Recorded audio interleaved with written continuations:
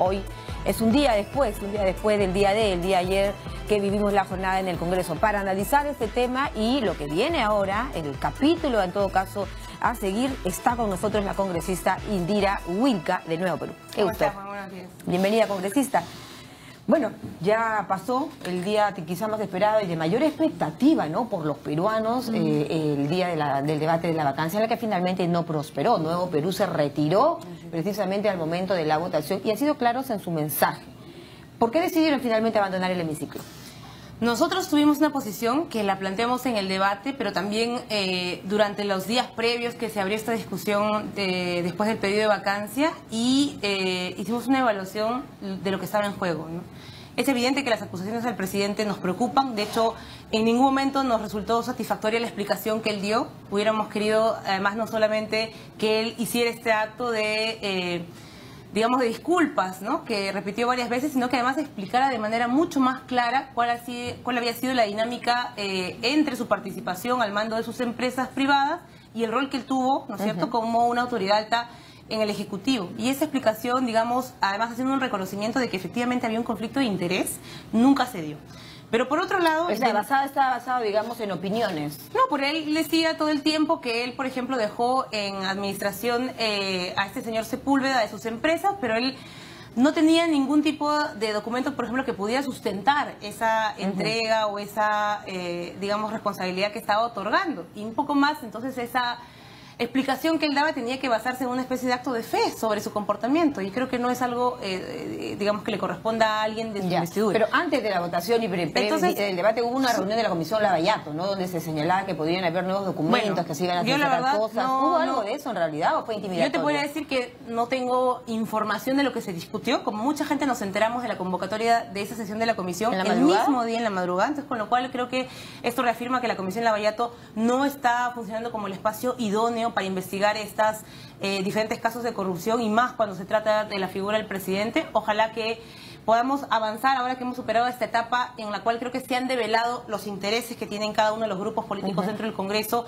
en algunos casos para encubrir los casos de corrupción en los cuales están involucrados también sus líderes, a una etapa diferente, en la cual realmente... ¿Eso se refiere a Fuerza Popular, no? Sí, Fuerza Popular, el APRA, o sea, eso no hay que negarlo porque la ciudadanía lo ha visto en acción en estos días. Entonces, ojalá que esas instancias de investigación tan importantes realmente puedan reconfigurar, porque evidentemente está llegando la información. La información de Brasil... en un caso, la declaración de Odebrecht llega el día de hoy. La información que la Fiscalía está pudiendo corroborar ya también para justamente armar los casos de denuncia formal, también ya se está preparando. Entonces viene sí un momento muy fuerte en el cual tenemos que estar preparados, porque estos intentos de obstruir justamente el avance de las investigaciones no se van a detener. Entonces ¿se refiere usted, por ejemplo, a lo del Tribunal Constitucional, a lo del fiscal de la Nación? Se viene lo del Tribunal, se viene lo del Fiscal de la Nación. Ha habido hace unos días, bueno, ayer justamente terminó el proceso de elección de nuevos jueces en el Consejo Nacional de la Magistratura, un tema muy importante, pero que la ciudadanía no lo ha escuchado porque este proceso de crisis ha ocultado de alguna manera eso, pero sobre el cual han habido denuncias. Un equipo de investigación de IDL justamente mostró una posible intervención del congresista Becerril para influenciar sobre uno de los consejeros y pedirle que él oriente su voto de determinada manera. Pero el Consejo Nacional de la Magistratura, perdón, ¿no?, para mucha gente que tal vez no lo sepa, porque no es una instancia mediática conocida, es la instancia que decide justamente cuáles son los jueces supremos en el país. Es decir, quienes terminan tomando las decisiones sobre los casos en el sistema de justicia. Entonces es un tema muy importante, ¿no? Ya se ha pedido hace mucho tiempo que haya mayor transparencia en esa instancia, pero bueno, no ha habido cambios porque también depende de eso del Congreso de la República. Entonces, estamos en un momento crítico, va a seguir llegando la información.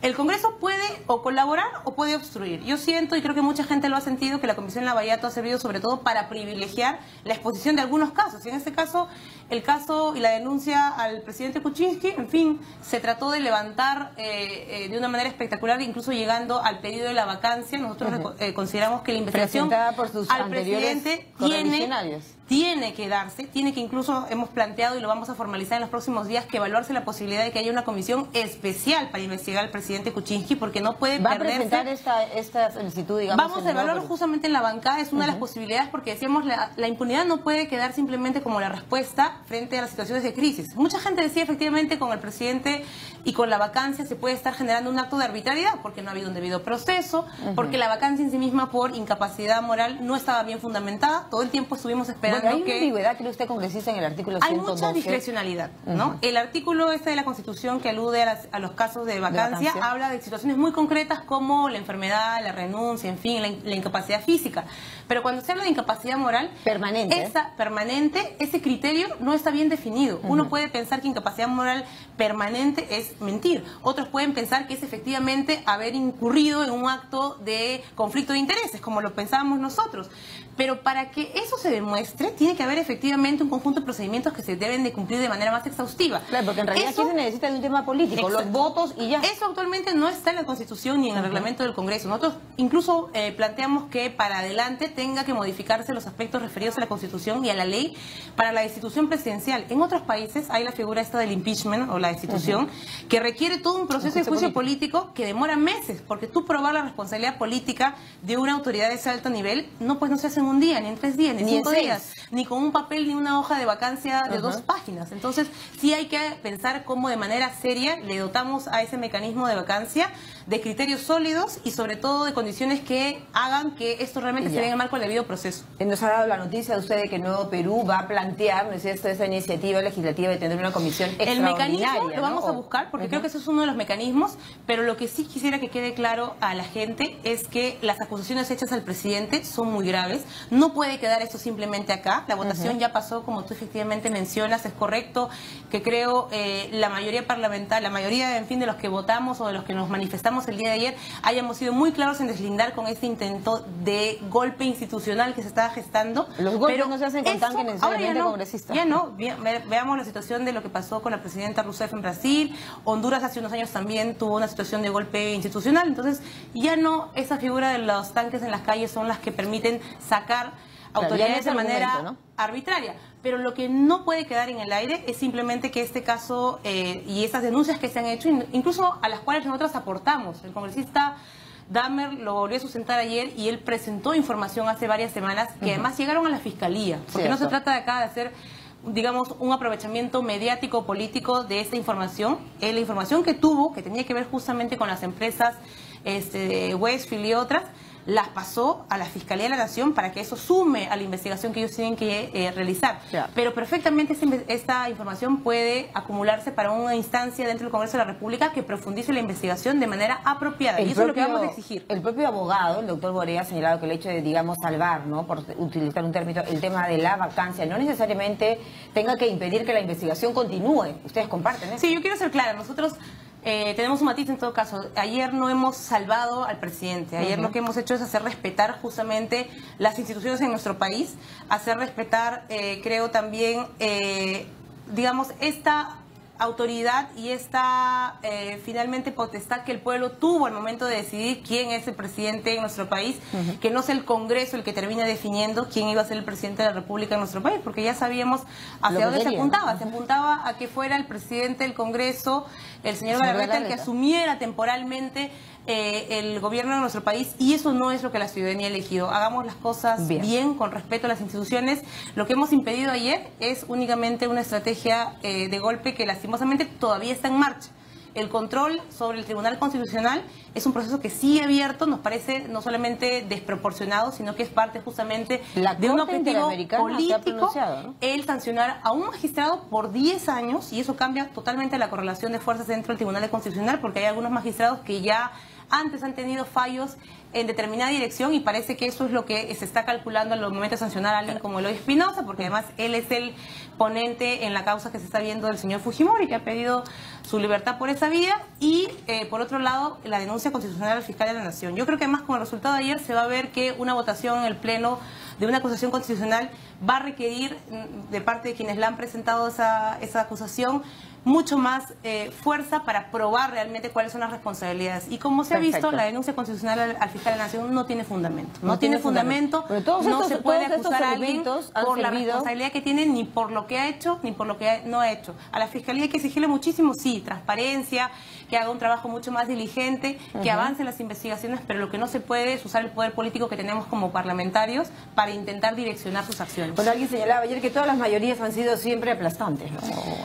Bueno, las mayorías tienen esa posibilidad, es una posibilidad abierta, pero justamente en medio de eso es que el rol de las minorías es que es mucho más necesario, tienen que ser voces críticas, tienen que ser voces que además sepan trasladar el ánimo de la ciudadanía. Y creo que también un factor importante en medio de esta crisis que se va a ir resolviendo es que hay una ciudadanía que no está dispuesta a que se abuse del poder, a que una mayoría, por más que haya conseguido esa mayoría legítimamente en elecciones, abuse de ese poder para aplazar las instituciones. Claro, y lo que queda claro también es la defensa de la independencia de poderes, ¿no es cierto? Con lo que usted nos acaba de decir. Tenemos todavía una democracia muy precaria. Yo comparto el sentir de mucha gente que dice, bueno, claro, cuando hablamos de defender la democracia, ¿a qué nos referimos? Y yo creo que sí, tenemos una democracia precaria, no solamente porque las instituciones en el país todavía son débiles, sino porque los ciudadanos mismos sienten que la democracia aún no los beneficia completamente, que aún sus derechos no están plenamente garantizados. Pero esa democracia, en vez de destruirla o desaparecerla, lo que hay que hacer es fortalecerla y profundizarla.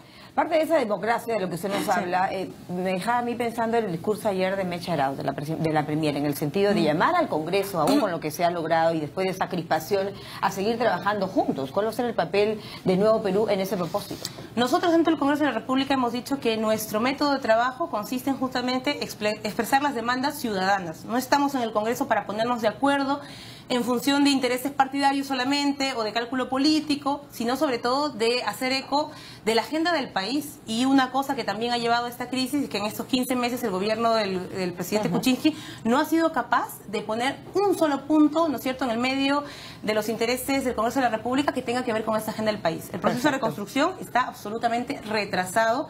Probablemente sea una de las cosas que más les preocupa a nuestros compatriotas del norte, que no avance el proceso de reconstrucción.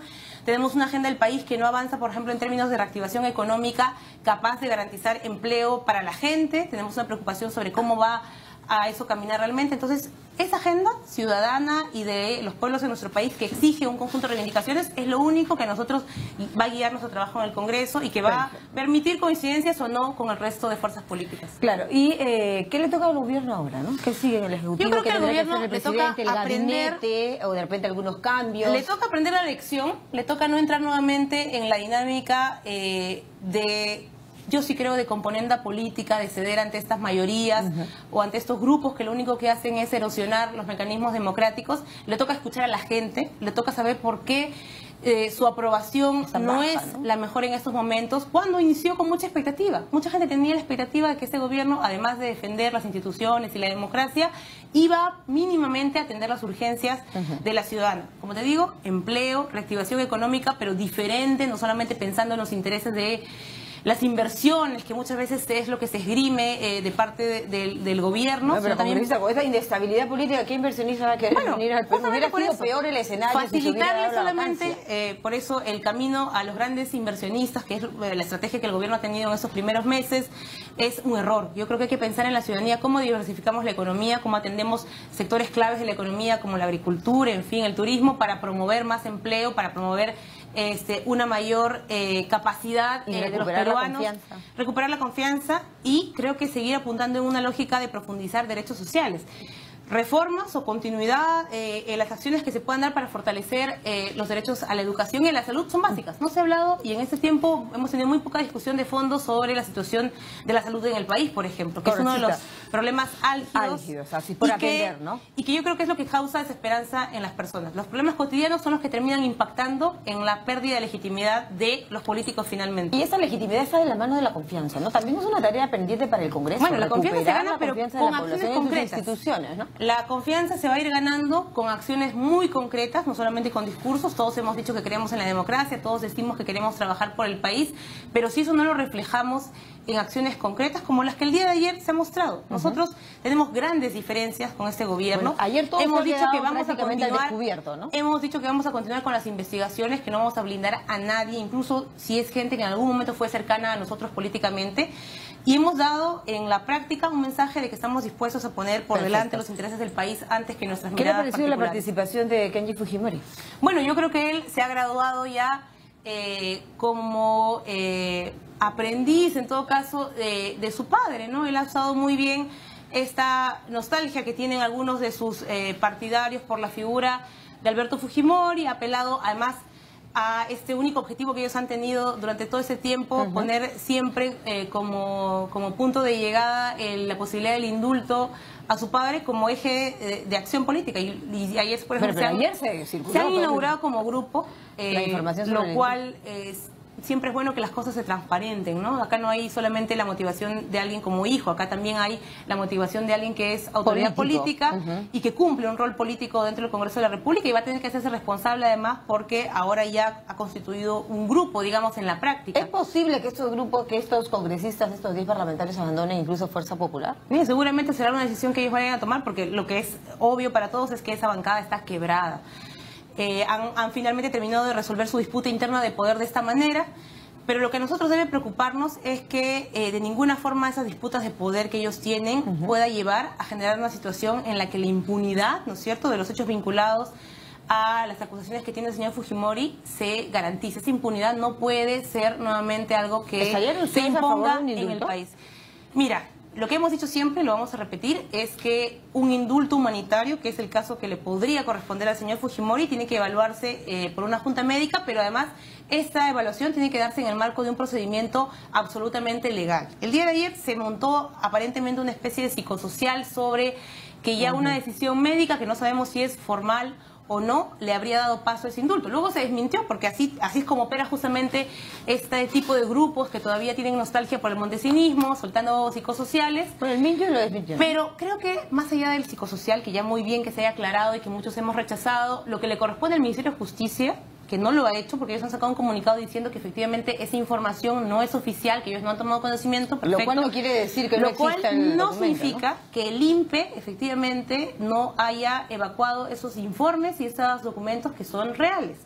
El INPE depende funcionalmente del Ministerio de Justicia. El Ministerio de Justicia no puede decir no estoy enterado. Entonces, y la Comisión de Gracias también. Así es. Entonces lo que le corresponde en estos momentos al Ejecutivo y en particular al Ministerio de Justicia es salir a aclarar a todos los peruanos que hemos seguido este caso, porque lo que queremos es que si se da un procedimiento de indulto se haga de manera legal y no aprovechándose políticamente de los parlamentarios que respaldan al señor Fujimori, por respeto además no solamente de la institucionalidad y la legalidad, sino sobre todo por respeto a las víctimas del señor Fujimori. ¿Considera usted que con la jornada que siguen recordando, ¿no es cierto?, que en el país costó muchísimo que el señor Fujimori vaya a un juicio justo y que ahí se demostrará su responsabilidad. Entonces no podemos con estas jugadas que se hacen, digamos, de cuando en cuando políticamente, olvidar toda la lucha que hicieron, sobre todo las víctimas de la Cantuta y Barrios Altos, para lograr que el señor Fujimori vaya a un juicio justo. Sin embargo, Perú, y lo he visto y le he podido conversar incluso con Marisa Glave, se mostraría a favor de un indulto humanitario. Nosotros no podemos estar en favor o en contra, lo que podemos hacer es respetar la ley.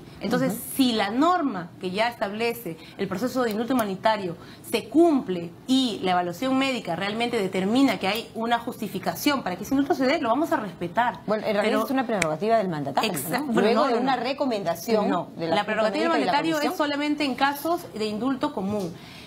El señor Fujimori está condenado por delitos de lesa humanidad. Una persona que tiene una condena de ese tipo le corresponde únicamente solicitar un indulto humanitario. Para el indulto humanitario hay un conjunto de reglas que también se han establecido que pues indican que tiene que haber una situación de salud que amerite esa digamos, gracia.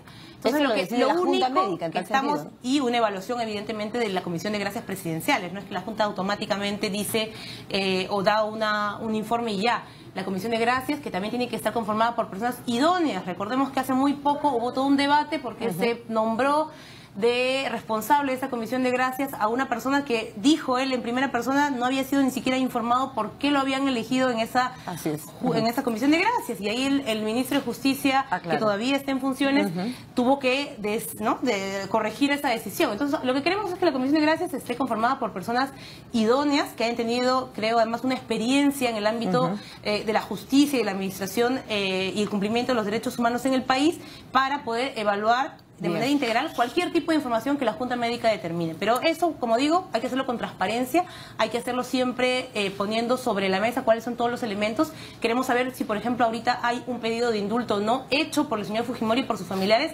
Eso no se ha aclarado. La Premier, lo primero que debería, yo se lo invoco además de manera pública, ayer hemos estado en el Parlamento y se lo hemos preguntado, pero la respuesta no ha sido la más clara, Queremos saber si hay un pedido ahorita en proceso que haya activado justamente esta acción del INPE para conformar una junta médica. Eso es lo primero que tienen que saber todos los peruanos y en particular, como digo nuevamente, las víctimas de los casos de violación a los derechos humanos del señor Fujimori, porque ellos merecen toda la verdad y merecen que cualquier decisión que tome el Estado peruano lo haga en cumplimiento de la legalidad y no pues para aprovecharse políticamente de una situación como esta. Bueno, y ahora se respira un poco más de tranquilidad, congresista, que usted. Ahora lo que creo es que hemos tenido un debate hacia el país, un debate en el cual muchos peruanos, ojalá fueran más, han podido conocer cuáles son las posiciones de los diferentes grupos parlamentarios en relación a temas fundamentales. Uno, la lucha contra la corrupción y qué grupos políticos están dispuestos a llegar hasta el fondo de los hechos en los diferentes casos de corrupción. Como digo, este debate ha sido revelador de cuáles son las intenciones realmente de algunos y cómo se ha manejado también información, cómo algunos han actuado con más o menos seriedad o más o menos imparcialidad a la hora de referirse a diferentes casos. Y el otro tema de fondo es lo que esperamos en relación al comportamiento de los políticos para la defensa de las instituciones en el país. Así es, el orden institucional. Eso es fundamental porque es la única garantía que vamos a tener de que nuevamente el poder que tenemos nosotros por la responsabilidad que nos ha dado el pueblo no sea usado para abusar de él. No podemos volver no usar el poder para a abusarlo. otras épocas en las que ya se hizo eso. Bien, muchas gracias, la congresista Indira Wilca de Nuevo Perú con nosotros esta mañana dándonos tu punto de vista sobre la jornada del día de ayer. 11:03, nos vamos a una breve pausa.